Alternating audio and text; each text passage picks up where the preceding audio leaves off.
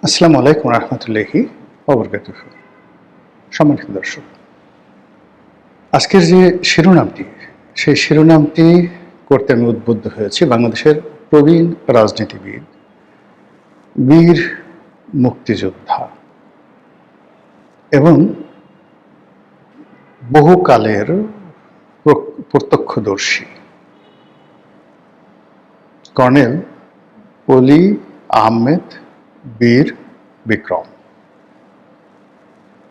তিনি সেনাবাহিনীতে তার কর্মজীবন শুরু করেছিলেন, মুক্তিযুদ্ধে অংশগ্রহণ করেছেন, শুধু যেন তেনভাবে নয়, একেবারে ফ্রন্টিয়ার লাইনে। তাই নিয়ে এবং তার যারা লোকজন সবাই বলার চেষ্টা করছেন যে উই রিভোল্ট, আমরা বিদ্রোহ করলাম। এই কথাটি প্রথম বলেছিলেন কর্নেল অলি এবং তিনি তার নিজের মুখে সেটা বলেছেন।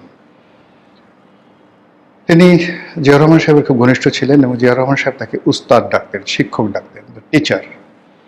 তিনি তার মিলিটারি সেক্রেটারি ছিলেন, মন্ত্রী ছিলেন, সংসদ সদস্য ছিলেন। তিনি বেগম জিয়ার খুবই ঘনিষ্ঠ ছিলেন। বেগম জিয়ার একেবারে দুর্দিনগুলোতে যখন তিনি বলতে গেলে একেবারে মানসিকভাবে ভেঙে পড়েছিলেন, তো সেই সময়টিতে তিনি বেগম জিয়ার খুবই ঘনিষ্ঠ ছিলেন এবং তাকে বুদ্ধি দিয়ে, পরামর্শ দিয়ে দিনের পর দিন তিনি বেগম জিয়াকে সাহায্য করেছেন। তারপর বেগম জিয়া আবার যখন রাজনৈতিক দল করেছেন, রাজনীতিতে এসেছেন, ক্ষমতা লাভ করেছেন, কর্নেল অলিকে তিনি যথেষ্ট মর্যাদা দিয়ে, সম্মান দিয়ে তার দলে রেখেছেন। কর্নেল অলির সাথে মূলত সমস্যা হয়েছে তারেক রহমান সাহেবের হাওয়া ভবনের সঙ্গে। এক, ২ নম্বর সমস্যা হয়েছে যে তার স্ত্রীকে নিয়ে, এবং জামাতের সাথে তার স্ত্রীকে নিয়ে সমস্যা হলো যে ওই সময়টাতে হাওয়া ভবন জনাব তারেক রহমান সাহেব এবং বিএনপি নীতিগতভাবে জামাতকে প্রাধান্য দিত এবং জামাত যা চাইতো সেটাই হতো। তো সেক্ষেত্রে যে চট্টগ্রামের একটি সংসদীয় আসন, সেই সংসদীয় আসনে কর্নেল অলি চাচ্ছিলেন যে তার স্ত্রীকে মনোনয়ন দেওয়া হোক। তো সেখানে তার স্ত্রীকে মনোনয়ন না দিয়ে জামাতকে যখন মনোনয়ন দেওয়া হলো এবং এটা নিয়ে যে একটা বিশ্রী পরিস্থিতি তৈরি হলো, সেই পরিস্থিতির প্রেক্ষিতে তিনি সদল বলে বেরিয়ে এলেন বহু সংখ্যক মন্ত্রীকে নিয়ে। আমার মনে নেই এখনো বোধ হয় বাংলাদেশের ইতিহাসে এত বড় ক্যাবিনেট যাকে বলা হয় বিপ্লব হয়নি। অসংখ্য এমপি মন্ত্রীদেরকে নিয়ে তিনি এসে এলডিপি করলেন বি চৌধুরী সহ। এবং এই ঘটনার সঙ্গে তার নিঃসন্দেহে দেশি বিদেশি যারা শক্তির ধারক, এটা আপনি সিআইএ বলেন, র বলেন, সম্পর্কে যে ছিল না তা নয়। এর কারণ হলো আমাদের দেশের যারা একেবারে রাস্তার লেদু গেদু ধলা, এদের সাথেও র, সিআইএ বড় বড় কর্তারা দেখা করে। তো সেখানে কর্নেল অলি এত বড় একটা সম্পর্ক, মানে সিদ্ধান্ত নেবেন সরকার থেকে মন্ত্রিত্ব ছেড়ে দিয়ে আরও বেশ কয়েকজন মন্ত্রীকে তিনি সেই ক্যাবিনেট থেকে বের করে এনে ৩০-৪০ জন এমপিদেরকে তিনি পদত্যাগ করতে বাধ্য করলেন বা ইনফ্লুয়েন্স করলেন। এটা সহজ ব্যাপার ছিল না। বাংলাদেশে একবারই হয়েছে, ভবিষ্যতে আর হবে না। এটা কর্নেল অলি করেছেন। তো সেই কর্নেল অলি এলডিপির এই কাজ করতে গিয়ে তার বিএনপির সঙ্গে কথা হয়েছে, অনেক নেতাদের সঙ্গে কথা হয়েছে গোপনে। এই কাজ করতে গিয়ে তার আওয়ামী লীগের তৎকালীন যারা নেতা ছিলেন তাদের কাছ থেকে তিনি নিঃসন্দেহে একটা আশ্বাস পেয়েছিলেন যে আপনি যা কিছু করবেন আমরা আছি, যদি আমরা আগামীতে ক্ষমতায় আসি এটা ভালো, অথবা এই পার্লামেন্টে আপনি যদি বিদ্রোহ করতে চান আমরা আপনাকে সমর্থন দেব। এরকম নানা রকম, আপনি যদি প্রধানমন্ত্রী হতে চান আপনাকে দরকার হলে প্রধানমন্ত্রী বানাবো। শেখ হাসিনা এই ধরনের কথাবার্তা বলতে পারেন। ফলে এই কথাগুলো বলার অর্থ যে একটি মানুষ সামরিক বাহিনীতে যোগদান করার পর তিনি দীর্ঘদিন বাহিনীতে ছিলেন, বাইরে ছিলেন, রাজনীতি করেছেন, দলের ভিতরে থেকেছেন, দলের বাইরে থেকেছেন। এখন আবার তারেক রহমান সাহেব যখন ক্ষমতায় এসছেন তাকে সরাসরি চ্যালেঞ্জ জানিয়ে তার এককালীন শত্রু, ঘোরতর শত্রু জামাতের সঙ্গে তিনি মিত্রতা করেছেন। ফলে he is not a normal man. আমি আবার বলি, সে কোনো সাধারণ ব্যক্তি নয়, অসাধারণ ব্যক্তি। এ সমস্ত মানুষ যত বয়স হয় তাদের বুদ্ধির পরিপক্কতা বাড়ে। এ ধরনের মানুষের যত বয়স হয় তাদের তত সাহস বাড়ে। এবং অনেকে বুড়ো হলে মানুষের যেমন একটা মতিভ্রম হয়, যেমন ডক্টর মোহাম্মদ ইউনূসের মতিভ্রম, এরকম কিন্তু কর্নেল ওলির এখন পর্যন্ত দেখা যায় না। এখনও সে কেতাদুরস্ত স্টাইল করে চুল মানে মানে যাকে বলা হয়, যেখানে কলপ রাখা দরকার সেখানে কলপ লাগায়, কালো রং, যেখানে সাদা করা দরকার সাদা রাখা যায়, পোশাক আশাকে মানে তার বয়সে প্রায় 85-86 বছর বা 87 বছর, এটা দেখে একটা মনে হবে না। তার কণ্ঠ ঠিক ওইরকম আছে। তো তিনি অতি সম্প্রতি যে বক্তব্য দিয়েছেন শেখ হাসিনা সম্পর্কে, সেই বক্তব্যের মুদ্রা কথা হলো শেখ হাসিনা ভারতের প্রশাসনকে বলেছে যে পশ্চিমবঙ্গে মুখ্যমন্ত্রী রূপে শুভেন্দুকে তার দরকার। বোঝার চেষ্টা করুন।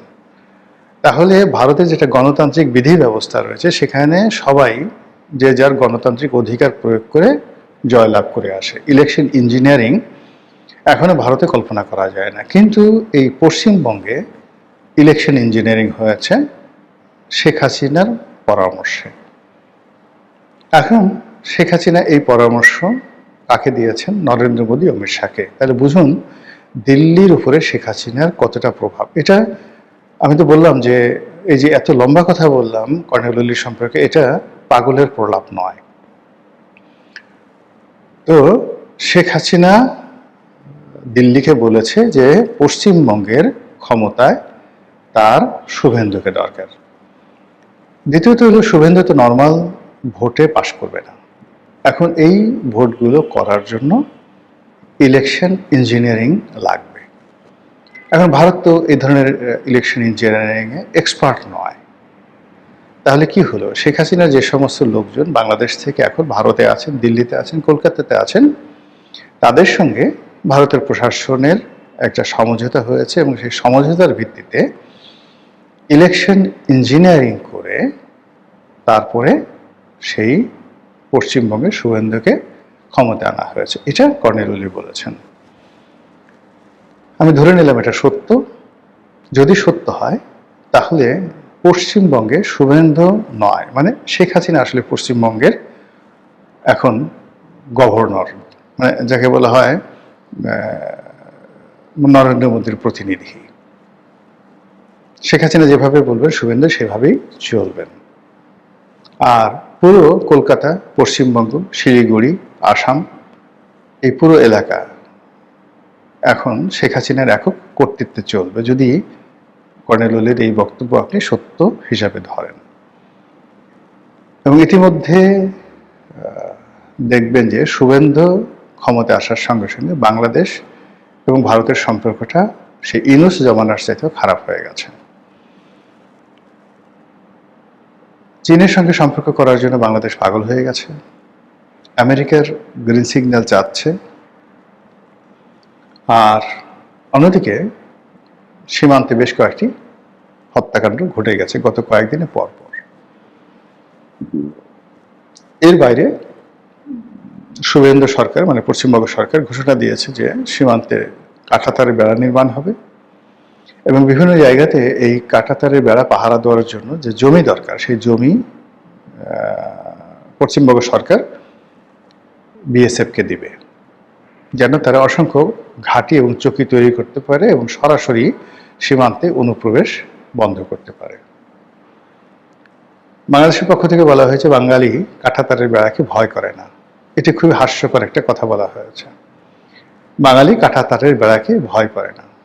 তো একজন, এই গল্পটা এরকম যে খুব কমন গল্প, সবাই জানে।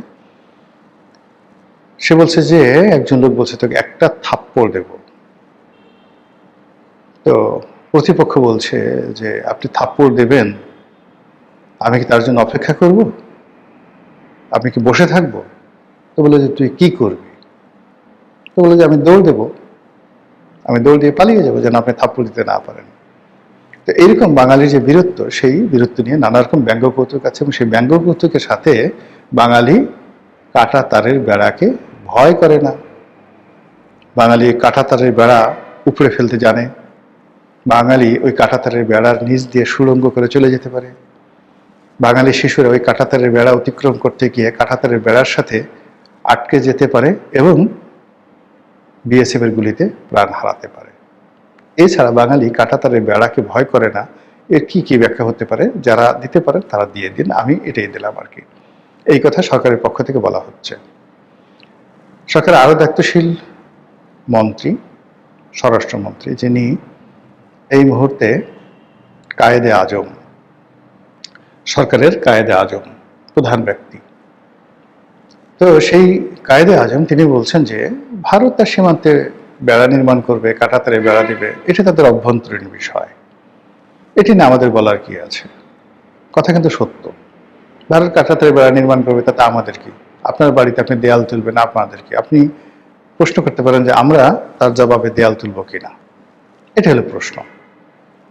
তো এইভাবে দেখুন সীমান্ত নিয়ে বাকবিতণ্ডা চলছে, কথাবার্তা চলছে।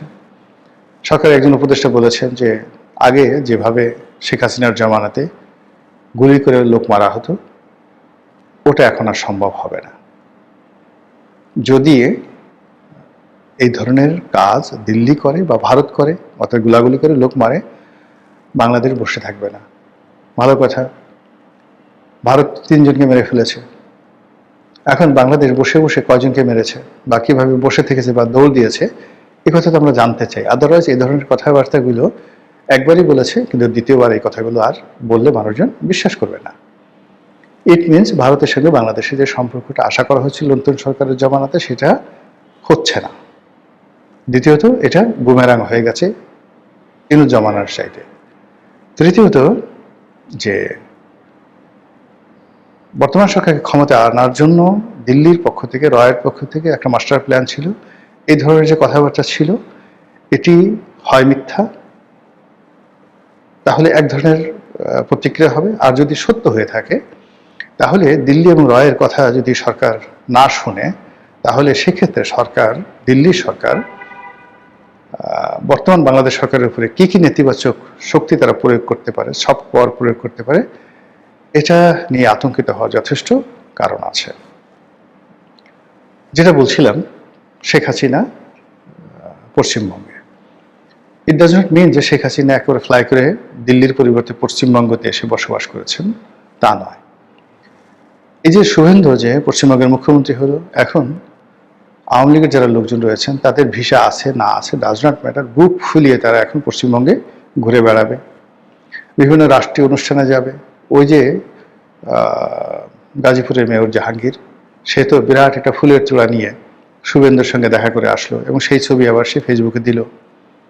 আওয়ামী লীগের অসংখ্য টেলিগ্রাম, তারপরে যে সকল সামাজিক মাধ্যমে তাদের নিয়মিত যোগাযোগ হয়, সেখানে এই শুভেন্দুর আগমন, পশ্চিমবঙ্গে বিজেপির যে জয়লাভ, এটা নিয়ে রীতিমতো আনন্দ উল্লাস। এবং আওয়ামী লীগের যারা বাংলাদেশে পালিয়ে আছে, তারা সবাই এখন রীতিমতো প্রতিদিন পালা করে হাঁসের মাংস সেই বিভিন্ন জায়গাতে, যেখানে যেখানে পূর্বাচল আছে, নীলা মার্কেট আছে, তারপর ওয়েস্টিন আছে, যাদের সামর্থ্য আছে সামর্থ্য অনুযায়ী পাল্লা দিয়ে তারা হাঁসের মাংস খাওয়া শুরু করে দিয়েছে। তাদের শক্তি দরকার, গরম দরকার। এরই মধ্যে পশ্চিমবঙ্গের শুভেন্দু সরকারের সাথে সেলিব্রেশনকে কেন্দ্র করে বাংলাদেশের ছাত্রলীগের কয়েক দফা মিছিল হয়েছে। ছাত্রলীগের কমিটিগুলো নতুন করে গঠিত হচ্ছে, একটার পর একটা কমিটি দিচ্ছে। তো এই প্রেক্ষিতে এই যে কর্নেল ওলি যে কথাগুলো বললেন, যে শেখ হাসিনার পরামর্শে ভারত ইঞ্জিনিয়ারিং করে শুভেন্দুকে সেখানে বসিয়েছে, এবং সেটা যদি সত্যি হয়, তাহলে শুভেন্দু বসে থাকবে না, শেখ হাসিনাও বসে থাকবে না, আর সরকার যারা আছেন তারা নিঃসন্দেহে নাকে তেল দিয়ে ঘুমাবে না। বুঝতে পারছেন যে সামনে যে পরিস্থিতিগুলো কতটা জটিল হয়ে যাচ্ছে। মহান আল্লাহ আমাদের সবাইকে হেদায়েত দান করুন এবং হেফাজত করুন। আসসালামু আলাইকুম ওয়া রাহমাতুল্লাহি ওয়া বারাকাতুহু।